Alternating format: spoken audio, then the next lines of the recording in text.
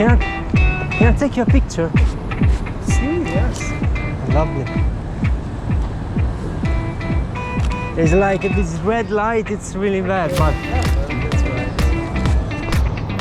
Oh, I'm red. Thank you very much. Don't worry. Thanks. Ciao everyone. The clip you just watched was about a night street photography session I had last week in Milan. And when you start your journey into photography, sooner or later you're gonna find yourself in a situation where obviously you have no control of the environment, but also there is like a really bad light, like mine was super red and changing every 5 seconds. So you're gonna end up taking shots like this. And this video is about me showing you what was the process for fixing that. So let's go! Okay, so the first step is to fix the white balance. The problem in this photo is that it's just the gentleman and the area around him that is affected by the red light. The background, as you can see, the white balance is quite correct. So once we're gonna fix the white balance for the gentleman, you're gonna see that the background is gonna be completely off, but we'll take care of it later. We can use the picker from the tool and have the t-shirt as reference for the white balance, and as you can see, boom, now the white balance seems much better from the foreground. The background obviously is completely off, it's green, which by the way is the complementary color for red. Okay, now let's focus a little bit on the tone panel. Let's try to fix the exposure. Let's bring it up a little bit, maybe 0.9 should be fine, so we have like a brighter image. We can also add some contrast a little bit, not too much, maybe 11 should be fine. And also I like to increase the highlight as well. 21 should be the right value. Shadow, yeah, I think it's gonna be okay with 0. Just maybe reduce a little bit the white to -6, -5, and also the black, getting the darker the black area, maybe -11 should be okay. Okay, now let's fix the elephant in the room, the background. Let's start by using a color range tool and clicking on the green on the background. As you can see, we're gonna have all the background selected, but also a huge part of the foreground that contains still green. So next step is to intersect this one and exclude the subject. Lightroom is pretty good to find the subject of the photo, and you can see here the gentleman is already off from the selection. Now on the selection you cannot set a fixed temp or tint for the white balance, you can only just increase or decrease, and so let's put +8 for the temp and -11 for the tint. Also let's try to bring down the highlights for all the background, right, because we increase on the main exposure on the tone. Let's also move down the white a little bit more, and eventually we just add a color for the selection. It's close to the red, so let's select like 9, and as amount maybe something like 80, 79, something like that. That should work.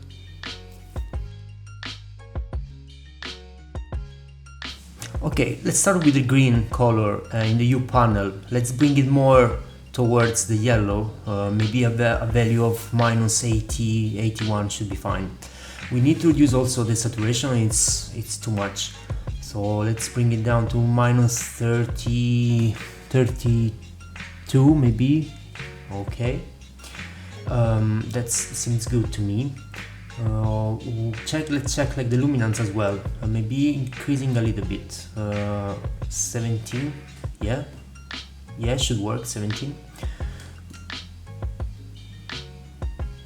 Now also the aqua, we can reduce the luminance for aqua to something like -22, and also bring it down all the saturation to -100. It's still too orange, so we need to reduce the saturation for the orange, and maybe a value around -20 should make a difference. Let's see, -25, 20, 27. Okay, that looks better. There is still too much red on the image, so a way for improving the situation is to use the turn curve, select the red panel and moving the curve down towards the green area, just a bit.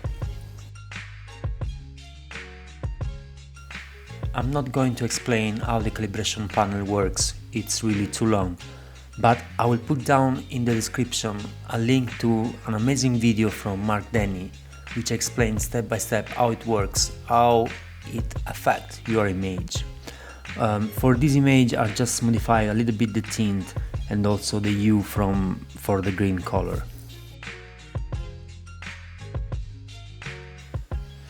This image does not require any particular change of setting for the lens correction other than enabling the two flags. So this panel is to improve the overall quality of our picture in terms of sharpening and noise reduction. Shooting with the Sony A7R4, which has 61 megapixels, I always keep the sharpening to 0 and then I play around with the luminance and the color noise reduction.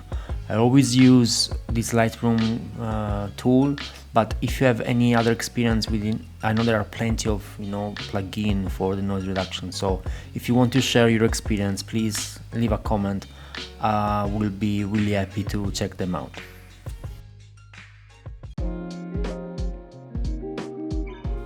And now color grading, which is the tool that allows us to give to the image the mood we want, kind of our signature. The way I use the panel, instead of moving around into the wheel, is to set up the saturation to 100 and then play around with the hue to find the color that I want for the particular section. In this instance, for this image, for example, the shadows, I select 271 for the hue and the saturation is down to 10. Similar stuff for the mid-tone, I set up like 230. It's still cold for the mid-tone, and 45 for the saturation. And then eventually the highlight, I select like the hue, it's around 60, 65, and the saturation is 33. I also bring down a little bit the luminance to -2. Having some knowledge of the color theory will help you a lot here, because then it's going to be just fine-tuning to find the best balance. Guilty as charged, vignette. 90% of the time my image has a vignette because I really like the effect. The way I do that in Lightroom but also in Capture One is not to use the tool provided directly by the software, but is to use the radial mask. So I create a radial mask, place on top of the main subject of the photo, and then invert the mask. So after that I can play with all the settings that I have, like exposure, contrast, highlights, and shadow, white, black. So I can design the mask really like I want, like I feel that is the right way for that image. It's really great.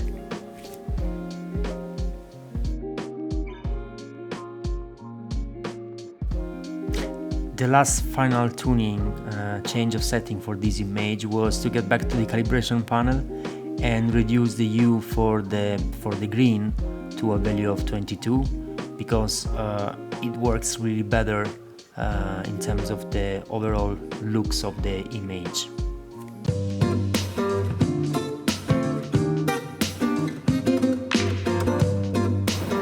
And that's it. For sure there are several ways of fixing this type of problem in a picture, and my intention was to show you how every single panel in Lightroom I used can affect your image, can affect your color. But I'm really keen to understand what is your process of fixing this type of issue in a photo, like bad light or color. So drop a comment and we can discuss about it. And if you find this video informative and helpful, your like and subscribe will make me very happy. And that's all for now. So see you in the next one and have a lovely week. Ciao!